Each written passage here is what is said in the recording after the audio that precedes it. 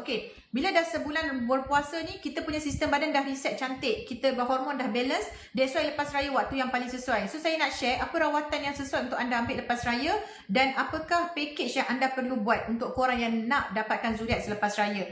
Sebab sebulan ni kita dah rest dah badan kita, okey? Jadi pertama sekali you all, kalau korang yang nak cuba ubat subuh, nak dapatkan rawatan ubat subuh, memang kita akan bagi dulu rawatan untuk cantikkan kualiti telur, untuk boosterkan telur anda, seperti rawatan booster telur dan juga rawatan untuk rawat PCOS. Okey. So, selepas sebulan korang dah berpuasa ni, sistem badan dah cantik, that's why kita akan start dengan ubat kesuburan. Okey, saya berada di Bukit Beruang Melaka, Madisa Mediclinic. So, kalau korang yang tengah TTC, kan dah sebulan bulan puasa, dah cantikkan hormon semua. Jadi saya punya suggestion untuk anda start ubat subuh. So apa ubat yang kita bagi untuk korang nak cepat dapat zuriat? So korang memang dah rasa give up kan? So bila balik kampung ramai yang tanya bila nak dapat anak. Bila dah masuk raya ni kan ramai yang tanya kan?